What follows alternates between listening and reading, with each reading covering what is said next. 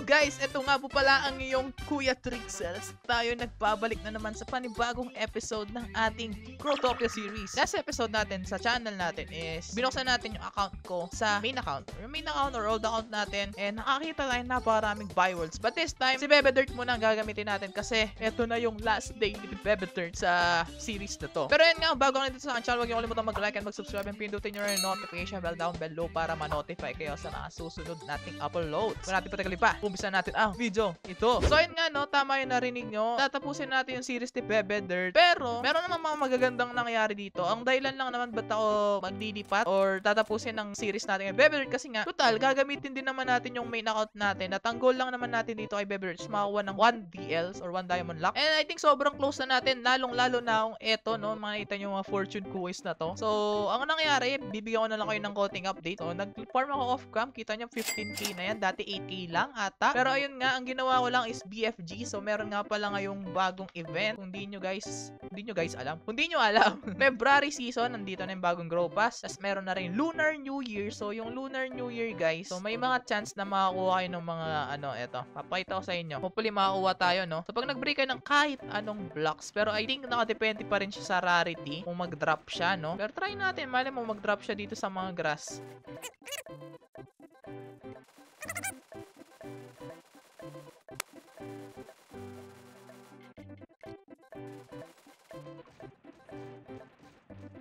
Okay, mukhang wala. Try natin blue blocks. Baka nga depende talaga siya sa rarity, no?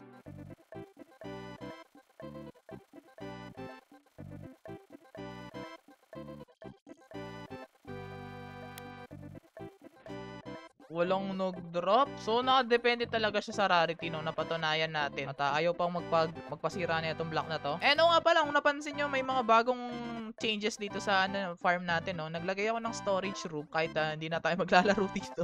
Pero yun nga, may storage room tayo dito. Tapos yung vending natin, wala pa rin bubili. Ba't hindi ko binibili? Bilhin nyo na to para mabenta ko na. So, gawin siguro natin, hanap tayo ng BFG. So, meron kayong Discord, guys, no? Napaka-useful ng Discord ngayon. So, sa Discord kasi ako naghahanap ng mga worlds na pwede akong pag-BFG. So, wait lang. Hanap ako ng BFG world. Eto, ang bilis, oh. X-Tulis. Grabe, gaano ba katulis ang chandelier mo dito, guys? Ang aking recommended na i-farm is chandelier para sa akin, ha. Kasi mas malaki yung chance na may mga mag-drop na items dito. Hopefully, hindi kinukuha ng owner yung mga, yung mga drop. From the looks of it, hindi naman. At mukhang VIP lang yata pwede dito. Owner! Pa-VIP ako, owner, please. Dito. Yan.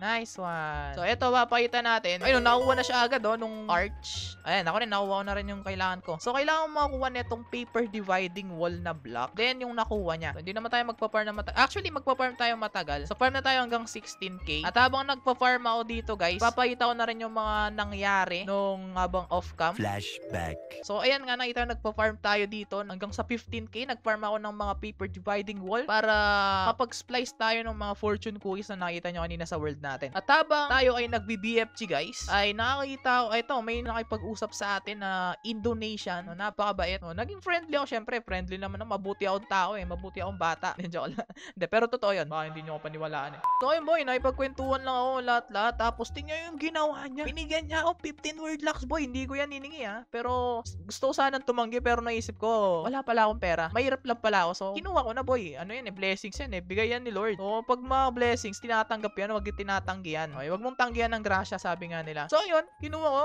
So, libreng 15 word lock. So, ibig sabihin, di minus 15 sa 1D lock, no? Dahil nga sa event na to, mas mababadali yung pagkuha natin ng diamond lock. Dahil kailangan nga lang natin ng ng mga paper dividing wall, naman tawag dito. Pero ayun, going back, ayun, kita nyo, meron akong 3 tsaka 5. So, nakadepende siya sa rarity, guys. So, sa inyo, ang best sa i-farm is Shan kasi mas mataas rarity nila sa ibang mga farmables. So, make sure na kunin mo yan. Yan ang susi mo sa pag-ahon sa kahirapan. So, pa 16k lang ako para walang butal yung gems natin. Kasi nga, lilipat na tayo ng ng account, So, papa 16k ko lang para makabili tayong vending machines. Then, sasama natin siya sa net worth ni Bebe Dirt para makita natin kung gaano na tayo kalapit sa 1 diamond lock.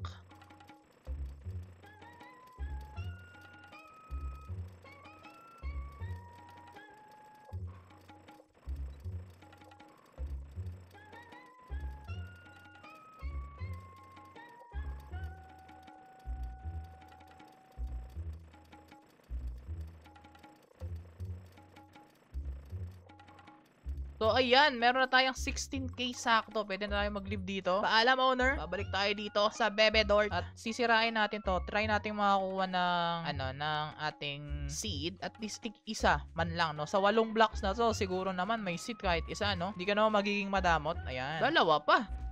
Dito, isa, please. Okay. Another one.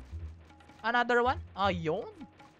Nice. So, meron ako ditong extra tatlo kaya hindi yan exact. So, pag pinag-combine ko tong Chinese art tsaka tong paper dividing wall, magkaroon tayo ng fortune cookies. So, make sure na itanim nyo sila agad kasi one day yung kanilang harvest time, no? Napakatagal. So, eto, kagabi pa to. Kagabi ng 12, nilaroon na. Tapos, etong mga coin doors na to, wala naman silang ibang, I think, recipe. So, fortune cookies lang talagang kailangan mo. And so far, fortune cookies yata is around 2 word locks or 1 word lock. Hindi, 1 word lock yata each. Tapos, pwede kong ibenta to nung sabihin natin na 2 per word lock. So, meron ako dito 1, 2, 3, 4, 5, 6, 7, 8. So, 8 to. Sabihin mo nang makakaroon ako ng mga 20. 20 na yon. So, 10 word locks na to. 10 word locks. Then, 2 vending machines. 3. Sabihin mo ng 14, 24, plus 15, 39. So, 40. Halos na kalahati na tayo, no? So, yun lang. Gawin nyo lang is BFG lang kayo. So, sobrang useful. Imagine, magbi-BFG ka lang, magkaka-gems ka na, magkakaroon ka pang fortune cookies. Siguro sa mga 2 oras magkakaroon ka na ng diamond lock if ever man na masipag ka na mag-BFG. So, ayan, yun ang tip ko habang maaga. Gawin nyo na to kasi ito yung the best so far. And yun lang naman. At dahil dyan, ang gagawin natin is ibibigay na natin ng ownership kay kuya nyo, Trixels. So, kay Trixels pala. Ayan. So, lagyan lang natin si kuya Trixels. Hindi ko alam mo pwede na akong kumuha ng pwede ko na bang kunin yung lock? Yun. So, ibibigay natin siya kay Kuya Trixels. At siya na ang bahalang mag-manage ng world na to. Yan. So, ito na si Kuya Trixels. Trade na natin yan agad. Tinanggal na yung VIP ko. So, word lock. Tapos, bigyan natin yung 15 word lock sa kanya. Then, yung mga other items siguro. So, accept na natin. Trade. There we go. Also, di ba, ang 45 word locks na to, plus dirt farm. So, around 7 word locks. So, nasa 52 word locks na yung net worth ni Bebe Dirt. And I think you can also sell par essence, no? Yung mga essences. Mas mahal yata to. Hindi naman masyado. Sakto lang. Pero yung mga useful items ni Bebe Dirt, tatanggalin ko na dito. But still, tutuloy pa rin natin yung series. No, hindi ko pa kailangan yung gamit ni Bebe Dirt dito na na naipon niya. So, ayan, hindi ko na masyadong patatagalin tong video na to. Ang gusto ko lang naman makita dito, or ang gusto ko lang naman pakita sa inyo sa video na to is kung paano magkaroon ng napakadaling word locks. At abusuhin nyo na or sulitin nyo na siya ngayong event, ngayong lunar year. Kaya yun, kung gusto nyo ba ng another videos, huwag nyo kalimutan mag-like and mag-subscribe and pindutin yung notification bell down below para ma-notify ang susunod nating upload. Next episode, ayun na talaga yung tunay na game-changing. Hindi naman, pinagsasabi ko. Next episode, ay ayun na. Mag-i-start na tayo. Biling ko na rin pala to para ayan.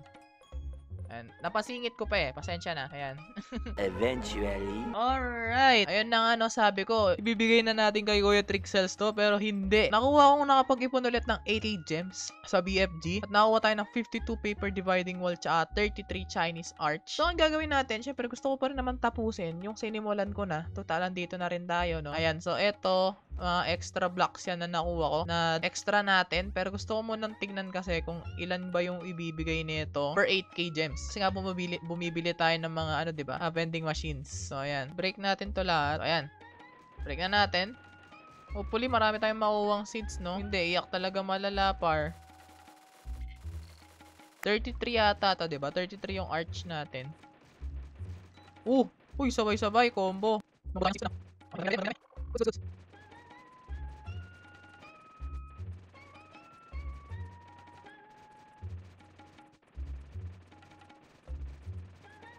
Okay, grabe, daming seeds. Ayan, so meron tayong nakuwang 10 dun sa Chinese arch na 33 yung seeds doon. So, pretty good. 33% yata ng drop chance ng seeds. Nakuha tayong 10. So, nakuha tayong 10 trees sa 8k gems. Siyempre, na to. Kasamahin na natin yan. So, sabihin mo nang makakuha tayo ng around 25 dito. 25 divided by 2. Mga around 13 or let's say 12 word locks na dadagdag. So, kailangan pa rin natin ng around 40 word locks pa. Tapos, makabili pa tayo ng isa pang vending machine. So, puro vending na lang tong pambibili ko. So, another vending machine. Let's go. Much later. So, hindi pala ako nagre-record, no? Ang dami kong dinaldal. Pero yun na, na-splice ko na tong ating mga fortune cookies. So, dun sa 30 Chinese arch na nakuha natin, nakuha ko ng 10 seeds doon. Tapos dito sa 50 na ano natin, paper dividing wall, nasa around, ano din ata, 25 out of 50 blocks. Nakuha ko.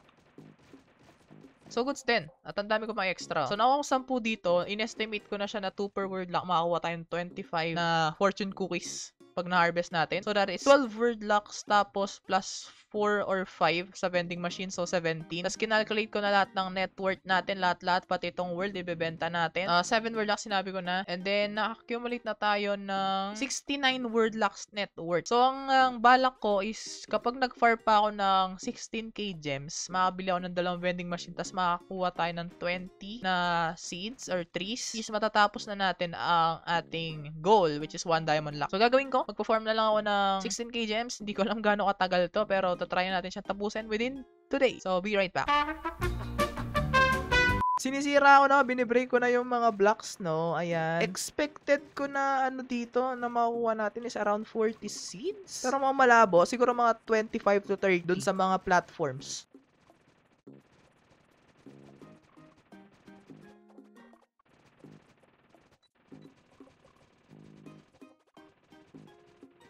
Wow! Nag-drop ng block, tas nakakuha tayo ng block. Ang galing. Ito naman, try natin sirain. Ilan yung makukuha natin dito, ang seeds.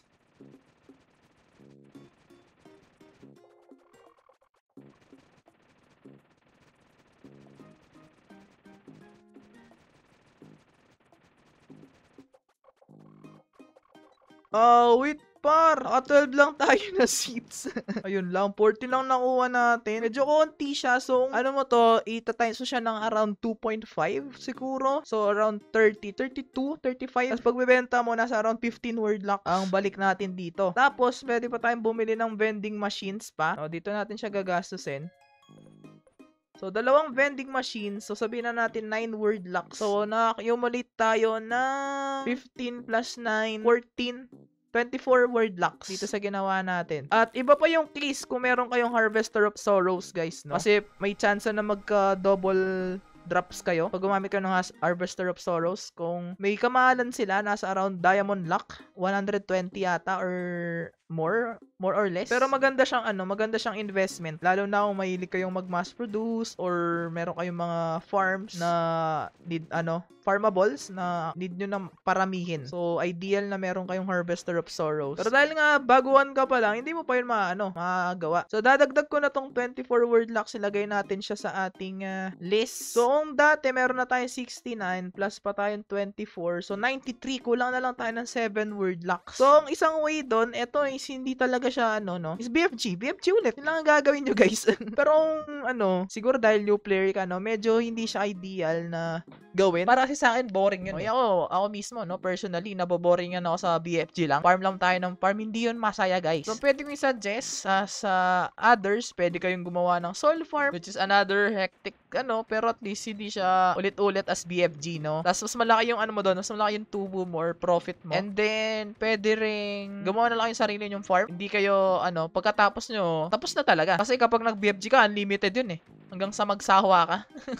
Pero may sarili yung farm. Katulad neto, ayan, kunwari, meron lang kayong 100 seeds. Eh, di 100 trees worth lang ang, kailangan nyo sirain. Tapos pahinga na kayo, pwede nyo kayong gumawa ng ibang bagay. Ano naman gusto nyo gawin. Tapos, ang isa pa is mass produce. So, para makapag-mass produce, alam ko meron naman ditong, world para dyan. Mass. Kumagana ba to? Ayan, so, eto. Yung marami kayong pwedeng gawin. So, ang suggest ko na gawin nyo is, pwede portcullis. Eto. Pwede glass block. Hindi ko alam kung bakit, uso na naman glass block. Meron yata silang, block na pwede na gawin. So, kailangan nyo lang brick seed tsaka glass paint seeds. Pwede kayong makabili nyan sa SSP, guys. Napakadali. Portcullis goods din. Or, ang pinaka maganda dito, ghost jar, cow, chicken, tsaka surge ease. Ayan, yun yung mga magagandang i-mass produce. So, kayo na lang, pili na lang kayo ng mga gusto nyo mass produce. And, ayun. So, ayan, next episode, mga contents natin is, mag-start na siya kay Kuya Trixels. At, ang gagawin lang natin doon, mga daily activities lang. Wala namang pinagkaiba. So, ayan na, hanggang sa muli. Ito yung kay Trixels or ito, si Bebe Dirt. Paalam!